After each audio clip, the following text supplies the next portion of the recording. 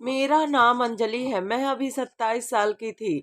मेरी अभी तक शादी नहीं हुई है। मैं दिखने में बहुत खूबसूरत थी।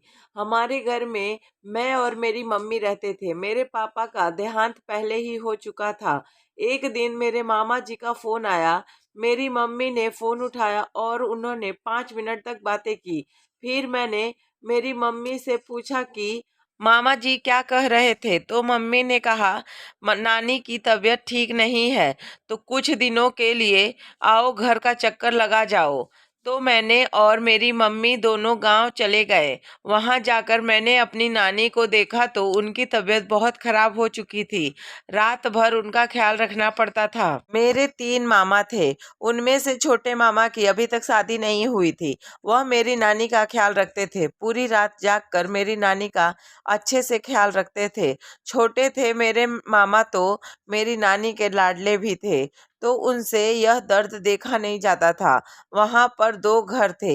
एक घर में नानी रहती थी और एक घर में मेरे मामा जी रहते थे और मेरी मम्मी मामा जी के घर में ही रहती थी।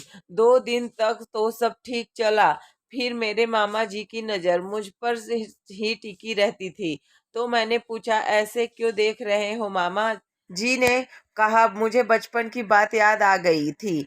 तो मैंने पूछा, मामा जी क्या बात थी? तो मामा जी ने कहा, इस बारे में कुछ बात नहीं करी। फिर एक दिन रात को मेरी नानी जी की तबीयत बिगड़ने लगी, तो मेरे मामा जी ने मुझे उठाया। रात के करीब 12 बज रहे थे।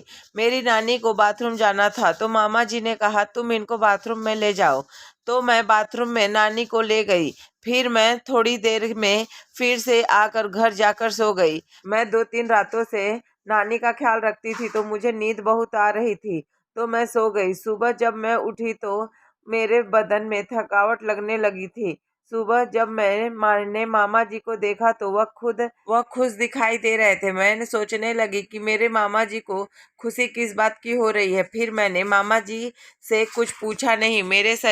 मेरे शरीर में 2-3 दिन तक ऐसे ही थकावट रहने लगी।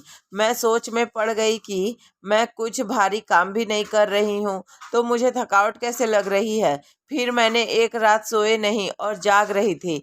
बस ऐसे ही आंखें बंद कर पड़ी रही। मेरी मम्मी दिन भर काम कर थक गई थी, तो वह पहले ही सो चुकी थी और मैं भी बिस्तर के पास जमीन पर सो रही थी। थोड़ी देर बाद घर में हलचल होने लगी, तो मैंने भी आंखें खोली नहीं। मुझे तो पता था कि मेरे मामा जी ही होंगे। घर के अंदर 2-3 चक्कर लगाए मामा जी ने। फिर वह मेरे पास आकर खड़े हो गए और नीचे बैठ गए।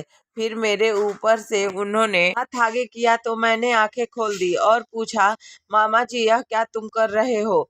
तो मेरे मामा जी ने कहा, इस बिस्तर के नीचे मैंने तुम्हारी नानी का बैग रखा हुआ है, वह मुझे चाहिए। दरअसल नानी की तबीयत ठीक नहीं थी, तो मामा जी ने शहर से दवा खाने जाना था, तो वो सब सामान पैक कर बिस्तर के नीचे रखा था। उसने से पैसे चाहिए थे, तो मामा जी ने रखे हुए थे। बैग में से पैसे लेकर फिर मामा जी घर के बाहर चले गए। नानी के पास मैं भी नीचे से खड़ी हुई तो मेरी कमर में दर्द होने लगी।